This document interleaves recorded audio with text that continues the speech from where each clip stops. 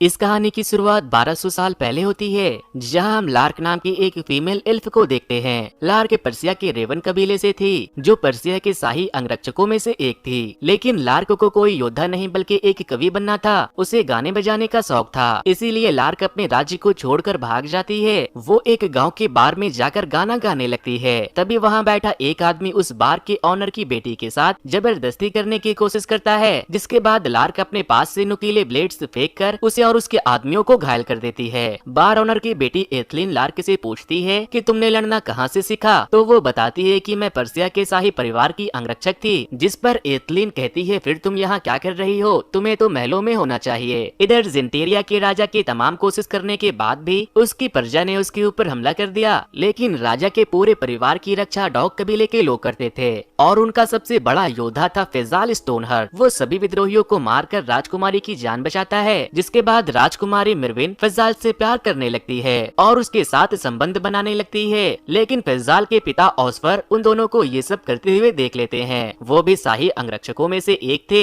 अब जब फेजाल ने अपने राजा को धोखा और अपने कबीले के नियम को तोड़ा था, इसीलिए उसके पिता उसे खुद ही जेंटेरिया राज्य से बाहर निकाल देते हैं और डॉग कबीले से उसके सारे रिश्ते नाते तोड़ देते हैं। फेजाल अपने पिता को अलविदा कहता है और वहाँ से चला जाता है। इधर जेंटेरिया का राजा अलवितीर अपनी बहन मरविन से मिलने आता है और उसे कहता है अब जब फेजाल जा चुका है तो तुम्हें अपने भविष्य के बारे में सोचना चाहिए। वो उसे बताता है कि पर्सिया के राजा की पत्नी गुजर चुकी है, अगर मैं तुम्हारी शादी उनसे करा दूं तो हमारा राज्य और भी मजबूत हो जाएगा। मरविन उससे कहती है ठीक है, आप जैसा ठीक समझे। अब हम खोई आत्माओं के घाटी में घोस्ट कबीले के सेजियन को देखते हैं, जो आसमान में हो रहे बदलाव के बारे में जानने के लिए अपने पूर्वजों की आत्मा से बात करने की कोशिश कर रहे थे, लेकिन वो उन्हें कोई भी जवाब नहीं देते। दूसरी तरफ जिंटेरिया का एक जादूगर बेलौर ने अलग अलग दुनिया में आने जाने का रास्ता ढूंढ लिया था। वो एक मोनोलिथ के जरिए ब्रह्मांड के किसी भी हिस्से में आ जा सकता था। वो दूसरी दुनिया की एक शक्ति के पास चला जाता है और उसे एक सौदा करता है। इधर जिन लोगों को लार्क ने बार ऑनर की बेटी के साथ छेड़छाड़ करने पर मारा था, वो अपने साथ कुछ सैनिकों को लेकर आते हैं, जो लार्क को मारपीट करने के जुर्म में एक पिंजरे में बंद कर देते हैं। उन लोगों ने फेजाल को भी वहाँ पहले से बंदी बना कर रखा था। लार्क फेजाल के टैटू को देख कर कहती है तुम तो डॉग कबीले से हो, तुम यहाँ क्या कर रहे हो। तो वो कहता है मैं राजकुमारी के साथ सोया था, इसीलिए उन्होंने मुझे जान से मारने के बजाय राज्य से बाहर निकाल कर शर्मिंदा होने के लिए छोड़ दिया। फेजाल पूछता है वैसे तुम तो रेवन कबीले से हो, तुम यहाँ क्या कर रही हो। तो वो कहती है अब मैं एक कवि हूँ, मुझे लड़ने से ज्यादा गाना पसंद है। फेजाल और लार्क के राज्यों के बीच सालों से जंग चल रही थी, वो दोनों वहाँ भी लड़ने लगते हैं। तभी वहाँ कुछ सैनिक आकर फेजाल को छोड़ देते हैं, लेकिन वो लार्क को नहीं छोड़ते। इधर जिंटेरिया का एक सेनापति राजा एल्विटीर को आकर बताता है कि पर्सिया और डार्विन हम पर एक साथ हमला करने वाले हैं, जिस पर एल्विटीर कहता है अब मैं युद्ध करके अपने राज्य के लोगों और सैनिकों को भूखा नहीं मरने दूंगा। अब हमें सालों से चलती आ रही जंग को खत्म कर देना चाहिए। मेरी बहन पर्सिया के राजा मिडेर से शादी करके पर्सिया की नई महारानी बनेगी और डार्विन की रानी नीरा को हम तोहफे में सिलाबलियात की खदान दे देंगे। फेजाल को जिसने सैनिकों से छुड़ाया था वो सीन था, जो कि उसी के डॉग कबीले से था। उसे फेजाल के पिता ऑस्फर ने फेजाल को वापस लेने के लिए भेजा था। दरअसल जो शांति समझौता होने वाला था उसे लेकर ऑस्फर खतरा महसूस कर रहे थे, इसीलिए वो फेजाल को जिंटेरिया वापस बुला रहे थे।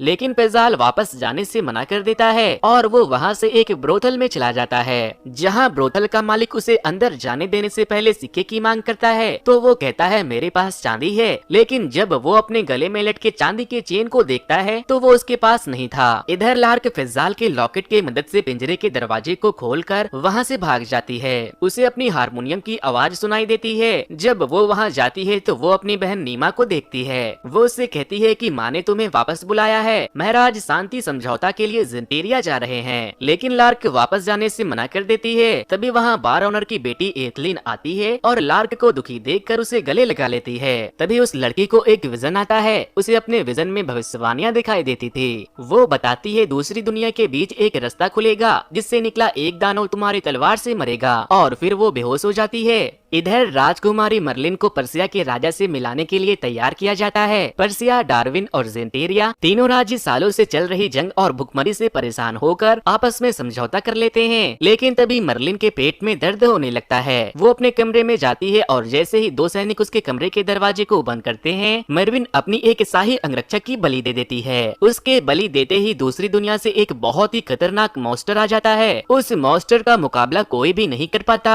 वो मॉन्स्टर पर्सिया, जिंटेरिया और डार्विन तीनों राज्य के राजाओं और सारे कबीलों के अंगरक्षकों का पल भर में नामो निशान मिटा देता है। ये सब जिंटेरिया के सेनापति इर्डेन और महान जादूगर बेलौर ने राजकुमारी मर्लिन के साथ मिलकर किया था। अब तीनों राज्य जिंटेरिया के हिस्से थे। मर्विन इस नए राज्य की रानी बनती है और वो इस राज्य का नाम गोल्डन एम्पायर रखती है। सारे एल्फ मर्विन को एक्सेप्ट भी कर लेते हैं क्योंकि एल्फ को बस खाना चाहिए था। इधर लार्क एथलिन की माँ से पूछती है कि क्या इसके सपने सच होते हैं, तो उसकी माँ कहती है हाँ, सारे के सारे। इसके बाद लार्क अपनी बहन नीमा के पास जाती है और वो उसके साथ पर्सिया वापस लौटने के लिए तैयार हो जाती है। लेकिन तभी कुछ सैनिक लार्क और नीमा पर हमला कर देते हैं, जिसमें नीमा मारी जाती है। वो सैनिक लार्क के ऊपर हमला कर देते हैं। वो उनसे लड़ने लगती है और तभी फैजाल भी वहाँ आकर लार्क की मदद करता है। फैजाल उन सब लोगों को मार देता है, लेकिन ये सारे सैनिक जिंटेरिया, पर्सिया और डार्विन राज्य के थे। लार्क कहती है इन तीनों राज्यों के बीच सालों से जंग चल रही थी, तो फिर इन तीनों राज्यों के सैनिकों ने एक साथ मिलकर हम पर हमला क्यों किया? कुछ तो गड़बड़ है, मुझे अपने कबीले वालों को जाकर बताना होगा। फैजाल कहता है तुम मुझे अपने साथ ले चलो, क्योंकि रास्ते में ऐसे और भी बहुत से सैनिक मिल सकते हैं। अगर हम साथ रहें तो मिलकर उन लोगों का मुकाबला कर सकते हैं। लार्क उसकी बातों को मान जाती है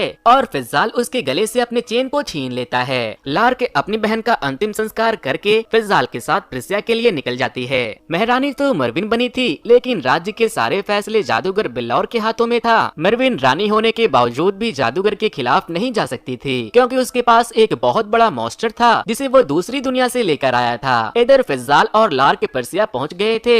लार्क एक आदमी से उसके सिक्के चुराकर वहां के एक शराब खाने में जाती है, जहां उन्हें लोगों से पता चलता है कि मर्विन ने सेनापति और जादूगर के साथ मिलकर दानव की मदद से सबको मारकर खुद महारानी बन गई है। तभी वहाँ कुछ सैनिक भी आ जाते हैं जिन्हें फैजाल और लार्क की तलाश थी, जिसके बाद वो दोनों वहाँ से भाग जाते हैं। इधर बेलौर ने महान जादूगर सिंड्रेल के मोनोलिथ को महल के अंदर मंगवा लिया था। वो लोग मोनोलिथ को महल के सेंटर में लाकर खड़ा कर देते हैं। लार्क फैजाल से पूछती है वो दानव आखिर कहाँ से आया होगा, जिस पर वो बताता है कि जेंटेरिया में सिंड्रेल नाम का एक महान जादूगर था। उसने काले पत्थर और अपने जादू की मदद से एक मोनोलिथ को बनाया, जिससे वो दूसरी दुनिया के द्वार को खोल सकता था। हो सकता है वो दानव उसी द्वार से आया हो। उसके मोनोलिथ बनाने के बाद आसमान और समुद्र दोनों बदल गए हैं। लार्क और फैजाल दोनों के कबीले खत्म हो चुके थे, इसीलिए वो दोनों मर्विन और उसके सारे लोगों को खत्म करने का फैसला करते हैं। जादूगर बेलौर एक बार फिर से दूसरी दुनिया के उस शक्ति के पास चला जाता है और उससे कहता है आपके दिए दैत्य ने मेरी बहुत मदद की, लेकिन मुझे एक ऐसी शक्ति चाहिए जो सिर्फ मेरे पास हो। जिस पर वो कहती है इसके लिए तुम्हें अपने सबसे पसंदीदा चीज को त्याग करना होगा। इधर लार्क और फैजाल लार्क के गुरु सेजन के पास जाते हैं। सेजन के कबीले के सारे एल्फ को जिंटेरिया के राजा के कहने पर फैजाल के डॉग कबीले ने जहर देकर मार दिया था।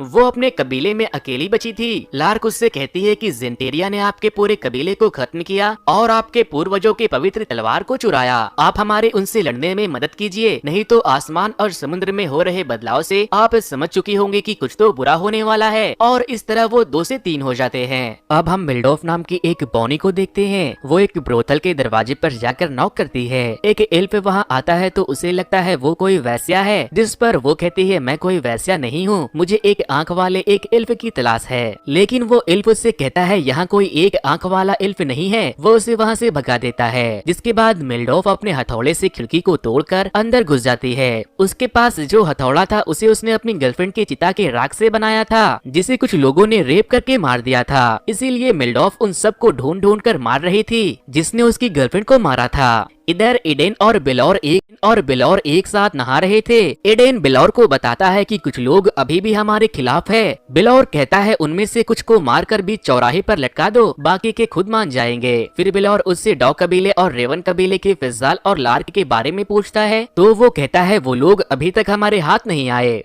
इधर लार्क, सीजन और फैजाल तीनों आगे बढ़ रहे थे, लेकिन उन्हें जिंटेरिया को हराने के लिए और लोगों की जरूरत थी। इसीलिए वो पर्सिया के एक शहर के बैंक में जाते हैं, ताकि वो लोग वहां से बहुत सारी मुद्राएं चुराकर उनसे अपनी सेना में और भी लोगों को जोड़ सके। लेकिन जैसे ही वो अंदर जाते हैं, कुछ सैनिक वहां आकर बैंक को घेर लेते हैं। बैंक के मैनेजर एक सुरंग के रास्ते वहां से भाग जाता है और सुरंग के दरवाजे को बंद कर देता है। वो सैनिक इन लोगों के ऊपर हमला करते हैं, लेकिन ये तीनों बहुत ही अच्छे योद्धा थे। है। सैनिक इनके आगे टिक नहीं पाते, जिसके बाद वो सैनिक उन तीनों को वहीं बंद करके बैंक के बाहर से आग लगा देते हैं। जिसके बाद फैजाल उस सुरंग के लॉक को तोड़ता है जिससे वो मैनेजर भागा था और वो लोग भी वहीं से भाग जाते हैं। इधर मेरविन को ये समझ आ चुका था कि जादूगर ने उसका इस्तेमाल किया है और वो अपना काम खत्म होते ही उसे जान से मार देगा। वो महल में जा रही थी तभी एक एल्फ उसके ऊपर हमला कर देता है, लेकिन तभी उसके राज्य का ही एक जादू का स्टूडेंट एवलोक वहाँ आकर एल्फ को मारकर मेरविन को बचा लेता है। वो अपने सेनापति से पूछती है कि आखिर उसने मुझ पर हमला क्यों किया, तो एवलोक बताता है कि लोग भूखमरी से मर रहे हैं, ऐसे में वो आपको मारकर अपने लोगों का बदला लेना चाहते हैं। एवलोक ने उसकी जान बचाई थी, इसीलिए वो उसे अपना रक्षक बना लेती है। मेरविन अपने लोगों के बीच जाकर उनका हालचाल जानना चाहती थी, लेकिन जादूगर उसे बाहर जाने से मना कर देता है। इधर सीजन उन सिपाहियों के हमले में बहुत बुरी तरह से घायल हो गई थी, इसीलिए वो लोग उसे जंगल में बैठाकर खुद उसके लिए जड़ी बूटी ढूंढने निकल जाते हैं। इधर मेरविन एवलॉक को अपने कमरे में बुलाती है और उससे कहती है कि बिलौर और एडेन अपना काम खत्म होते ही मुझे मार देगा, और अब जब तुम मेरे अंगरक्षक बने हो तो वो तुम्हें भी मार देंगे,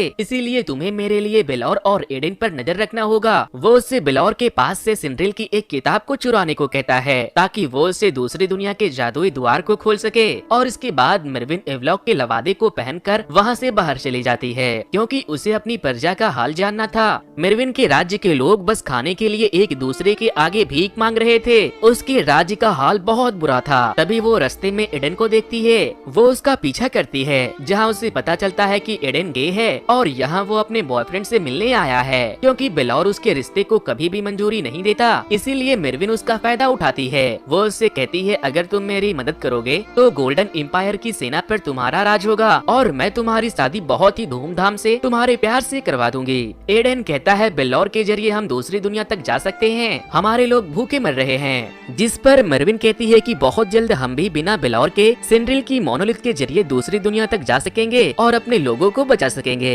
लेकिन अगर तुमने मेरा साथ दिया तो ये तुम्हारे भविष्य के लिए अच्छा होगा। एडेन उसकी बातों को मान जाता है। इधर फिजाल और लार्क जब जड़ी बूटी लेकर लौटते हैं तो वो सीजन के पास एक एल्फ को देखते हैं। वो उससे पूछते हैं कि कौन हो तुम, तो वो उसे फिजाल को वो बॉन्टी वाला पोस्टर दिखाता है और कहता है मेरा नाम है ब्रदर डे, तुम जिससे खत्म करना चाहते हो उसने मेरे पूरे गांव को खत्म कर दिया, अगर तुम लोगों को ऐतराज ना हो तो मैं भी तुम लोगों के साथ आऊंगा। लार्क उसे अपने टीम में शामिल कर लेती है। सीजन बहुत ज्यादा घायल थी क्योंकि उसे जहरीले तलवार से मारा गया था। जिसके बाद ब्रदर डेथ कहता है इसे मेरे साथ ले चलो, मैं एक जादूगर को जानता हूँ जो इसे ठीक कर सकती है। और इस तरह लार्क 3 से 4 हो गई। वो उसे जहाँ लेकर जाता है वहाँ कोहरा ही कोहरा था। ब्रदर डेथ कहता है कि तुम्हें इस कोहरे में कुछ भी दिखे रुकना मत, बस चलते जाना। उन सारे लोगों को वहाँ अपनी जिंदगी से जुड़ी कुछ न कुछ घटनाएं दिखाई देती है, लेकिन वो लोग उसे पार करके कोहरे के दूसरी तरफ पहुँच जाते हैं जहाँ एक लड़की थी जो जादूगर सिंड्रिल की बहन थी, और यहाँ सिंड्रिल भी आता है जिसने उस मोनोलिथ को बनाया था। फिजाल उसे देखते ही गुस्सा हो जाता है और उस पर हमला कर देता है। जिसके बाद उसकी बहन जैकरे उसे अपने जादू से दूर फेंकती है और कहती है इस वक्त लड़ाई से ज्यादा तुम्हारी साथी को इलाज की जरूरत है। इधर जादूगर बिलौर अपनी दोनों बेटियों और एक एडॉप्टेड बेटी को मोनोलिथ के अंदर लेकर जाता है और अपने दोनों बेटियों की जान उस दूसरी दुनिया के उस शक्ति को भेंट में दे देता है ताकि वो उस दुनिया की अराजकता के शक्ति को हासिल कर सके। लेकिन वो शक्ति उसे कोई भी शक्ति नहीं देती और कहती है तुम्हारा ये बलिदान बेकार गया, अराजकता के शक्ति के लिए मुझे सच्चा बलिदान चाहिए। बिलौर गुस्सा हो जाता है और कहता है सच्चा बलिदान इससे बढ़कर मेरे लिए कुछ नहीं था। इधर लार्क के सारे लोग जैकरे के ट्री हाउस में जाते हैं जहाँ वो अपने जादू से सेजन के जख्मों को पूरी तरह से भर देती है और वो बिल्कुल ठीक हो जाती है। सिंड्रिल बताता है कि मैं जब से पैदा हुआ हूँ मैंने बस दूसरी दुनिया में जाने का सपना देखा, लेकिन जब मैं मोनोलिथ के जरिए तो वहाँ की जमीन पूरी तरह से बंजर और बर्बाद थी और बिलौर वही मेरे साथ था। मैं वहाँ एक बहुत बड़े दानव को देखकर डर गया, लेकिन जब हम लोग वापस आए तो बिलौर ने मुझे कैद करके मेरे मोनोलिथ के बुक को ले लिया और सबसे ये कह दिया कि मैं दूसरी दुनिया में खो चुका हूँ। बिलौर ने जरूर उस दूसरी दुनिया की शक्ति से किसी तरह का सौदा किया होगा। मैंने राजकुमारी मेरविन को तुम्हारी बहन की बलि देते अपनी आंखों से देखा था। सिंड्रिल कहता है जमीन आसमान तेजी से बदल रहे हैं, अगर हमें इस दुनिया को बचाना है तो जल्द से जल्द कुछ करना पड़ेगा। इसके लिए हमें जेंटेरिया के मोनोलिथ को बर्बाद करना होगा। मेरे पास एक मोनोलिथ है जो हमें सीधा जेंटेरिया के महल में मौजूद दूसरे मोनोलिथ तक पहुंचा देगा। इसी तरह लार्क के टीम में अब 6 लोग हो चुके थे। ब्रदर डेथ और बाकी के लोग सैनिकों को मारकर दूसरे मोनोलिथ पर कब्जा कर लेते हैं। सिंड्रेला अपने जादू से उस मोनोलिथ के जरिए द्वार को ओपन करता है, लेकिन वो लोग कहीं और पहुंच जाते हैं, जहां एक बहुत बड़ा सेंटीपेड मॉन्स्टर उन लोगों के ऊपर हमला कर देता है। वो सेंटीपेड मॉन्स्टर किसी को नुकसान पहुंचा पाता इससे पहले सारे लोग वापस से अपनी दुनिया में लौट आते हैं, और सिंड्रेल दरवाजे को जैसे ही बंद करता है तो वो मॉन्स्टर का आधा शरीर उस दुनिया में और आधा इस दुनिया में आ जाता है। लेकिन इस बार वो जिंटेरिया के महल के करीब पहुंच गए थे। तभी वहाँ मिल्डॉफ आकर उन्हें आसमान में मॉन्स्टर को दिखाती है और कहती है अगर जिंदा रहना है तो मेरे साथ चलो। मिल्डॉफ कहती है कि मेरी जान ग्विन ने मुझे सब बता दिया है, तुम लोग कौन हो, कहाँ से आए हो और क्या क्या करने वाले हो। मिल्डॉफ के पास जो हथौड़ा था उसका नाम ग्विन था, जिससे वो बातें कर सकती थी। वो कहती है महारानी को मारने से पहले तुम्हें उसके दानव को मारना होगा, जिस पर सिंड्रेल कहता है क्यों ना हम एक ऐसा दानव बनाए जो उसे मार दे। फिजाल कहता है क्या ऐसा हो सकता है, जिस पर सिंड्रेल कहता है उस द्वार से जो दानव आया है मैं उसके दिल को निकाल कर उस पर जादू करूंगा और उसके शरीर को अपने शरीर से जोड़ दूंगा, जिससे उसकी शक्तियाँ मेरे अंदर समा जाएगी। लेकिन लार्क कहती है अगर एक योद्धा और दानव को मिला दिया जाए तो हमारा वाला दानव सबसे ताकतवर बनेगा, इसीलिए ये काम तुम मुझ पर करोगे। फिजाल उसे ऐसा करने से मना करता है, लेकिन वो उसकी बातों को नहीं मानती और वो लोग प्रयोग में लगने वाले जड़ी बूटियों को इकट्ठा करने लगते हैं। इधर एवलॉक बिल्लौर के कमरे में जाकर मोनोलिथ के बुक को चुरा लेता है और उसे लाकर मरविन को दे देता है, लेकिन तभी बिल्लौर वहाँ आकर एवलॉक के ऊपर हमला करता है। लेकिन तभी एडन वहाँ बिल्लौर की मुंह बोली बेटी के गले के ऊपर चाकू रख कर आता है और उसे एवलॉक को छोड़ने का बोलकर बिल्लौर को बंदी बना लेता है। इधर लार्क दानव को अपने शरीर से जोड़ने से पहले फिजाल के साथ शराब पी रही थी। फिजाल लार्क को पसंद करने लगा था और आज वो दोनों एक दूसरे के करीब भी आ जाते हैं। लेकिन जब सुबह होती है तो लार्क वहाँ अकेले उठती है, उसे किसी की चिल्लाने की आवाज आती है। वो जब गुफा के अंदर जाती है तो वो देखती है फिजाल ने उस दवा को पी लिया था जिसे वो पीकर खुद को मॉन्स्टर से जोड़ने वाली थी। फिजाल दर्द से तड़प रहा था, लेकिन सिंड्रेल उसे प्रयोग के लिए जड़ी बूटी पिलाकर तैयार कर रहा था। इधर बिल्लौर अब मरविन के कब्जे में था और अब बस मरविन को दूसरी दुनिया से जाकर अपने लोगों के लिए अनाज लाना था। एवलॉक बुक को पढ़कर द्वार खोलने की कोशिश करता है, लेकिन वो नहीं कर पा रहा था। जैकरे अपने जादू शुरू करती है, जिससे उस दानव के शरीर से बहुत सारे टेंटिकल्स निकलकर फिजाल के शरीर में घुस जाते हैं और थोड़ी देर तड़पने के बाद फिजाल एकदम से बेहोश हो जाता है। उन्हें लगता है कि वो मर चुका है, लेकिन तभी अचानक से वो अपनी आँख खोल लेता है। इधर सेजिन फिजाल के बॉन्टी वाले पेपर को लेकर जिंटेरिया पहुँचती है और जब वो मरविन से मिलती है तो वो उनसे कहती है मैं घोस्ट कबीले से हूँ, मैं जानती हूँ फिजाल कहाँ है, अगर आप मुझे मेरे कबीले की तलवार लौटा दे तो मैं आपको उसका पता बता दूंगी। मरविन अपने 50 सैनिकों को उसके साथ फिजाल और लार्क को पकड़ने के लिए भेजती है। इधर फिजाल की ताकत बढ़ चुकी थी, अब वो लार्क और बाकियों के खून को भी सूंघ सकता था। उसकी आंख पूरी तरह से पीली हो चुकी थी। लार्क उसके करीब जाती है और उसके साथ संबंध बनाती है। मरविन बिल्लौर के पास जेल में जाती है, जो कि एक खास तरह का जेल था, इसे खास जादूगरों के लिए बनाया गया था ताकि वो वहाँ कोई भी जादू ना कर सके। मरविन कहती है अगर तुम मेरी मदद करते हो तो मैं तुम्हें आजाद कर दूंगी, तुम्हें मेरे लिए द्वार खोलना होगा। बिल्लौर कहता है ठीक है, लेकिन तुम्हें फेनरिक को भी मेरे साथ वहाँ भेजना होगा। इधर लार्क के सारे लोग जब जिंटेरिया की तरफ बढ़ रहे थे तो सेजिन वहाँ महारानी के भेजे सिपाहियों के साथ आती है। लार्क समझ जाती है कि उसने उसे धोखा दिया है, लेकिन तभी सेजिन के कुछ दोस्त आकर उन सारे सिपाहियों के ऊपर तीर बरसाने लगते हैं और मिल्डॉफ भी अपने हथौड़े से उन सारे सिपाहियों को मार देती है।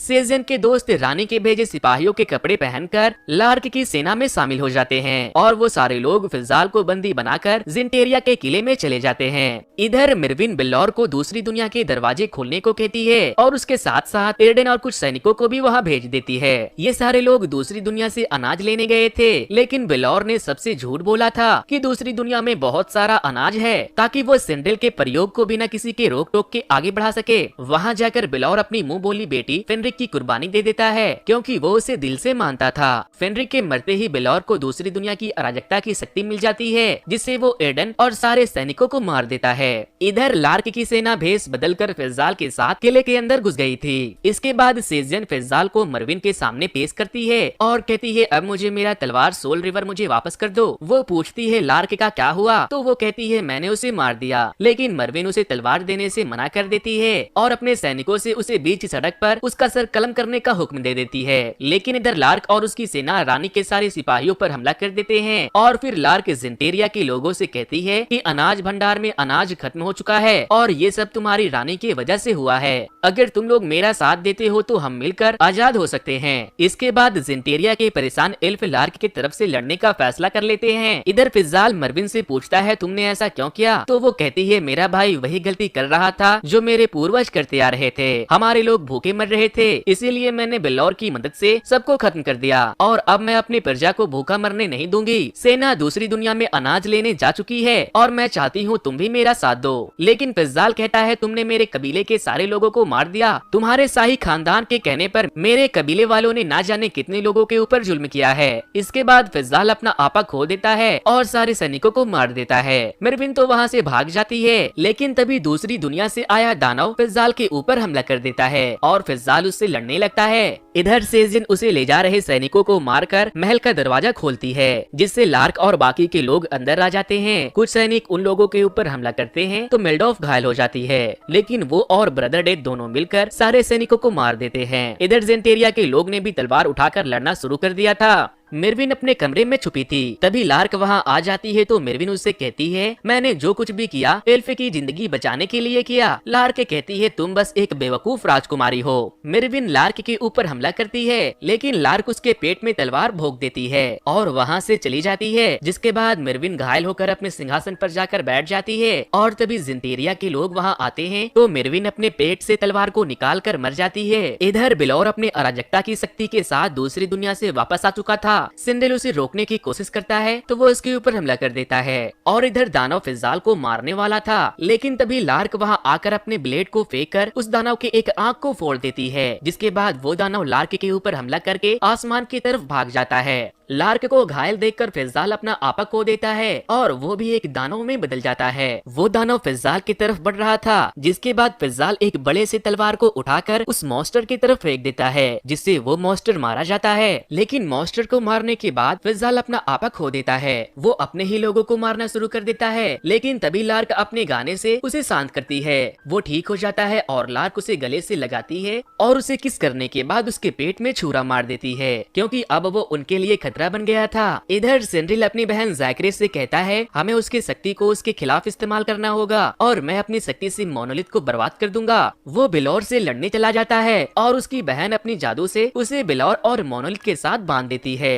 सिंड्रिल अपने जादू से मोनोलिथ को तोड़ देता है और मोनोलिथ के साथ साथ सिंड्रिल और बेलोर भी मारे जाते हैं। लेकिन मोनोलिथ के टूटने से एक ऐसी एनर्जी निकलती है जिससे कई दुनिया के बीच के पर्दे फट जाते हैं। पूरी दुनिया में उथल पुथल हो गया। दूसरी दुनिया से इंसान जैसे और भी बहुत सारे जीव इल्फ के दुनिया में आ गए। कुछ भी पहले जैसा नहीं रहा, फिर से एक नई दुनिया की शुरुआत हो गई। अब हमें 6 महीने की बाद का सीन दिखाया जाता है, जहाँ दूसरी दुनिया से बहुत सारे मॉन्स्टर भी यहाँ आ गए थे। लार्क फिजाल के बच्चे की माँ बनने वाली थी, जिसका होने वाले बच्चे के अंदर एल्फ और दानव का खून शामिल था। और यहाँ से शुरू हुई गिरावट की कहानी, जो फिजाल और लार्क का बच्चा था। दोस्तों, इस सीरीज के 2 सीजन दी विचर 1 और 2 बहुत पहले ही आ चुके थे, लेकिन ये उसका प्रीक्वल था। अगर आप चाहते हो मैं उसे एक्सप्लेन करूं तो आप इस वीडियो पर मुझे एटलीस्ट 5 के लाइक्स दे ही सकते हो। वैसे ये स्टोरी आपको कैसी लगी मुझे कमेंट करके जरूर बता देना। और हाँ दोस्तों, मैंने एक बहुत ही अच्छी मिस्टीरियस वेब सीरीज को एक्सप्लेन किया था जिसका नाम 1899 है, जिसमें एक बहुत बड़ा सी बहुत ही रहस्यमयी तरीके से गायब हो जाता है। अगर आपने मेरे उस एक्सप्लेनेशन को नहीं देखा तो वीडियो के एंड में मैंने उसका लिंक दे दिया है, आप राइट साइड में क्लिक करके उसे जरूर देख लेना।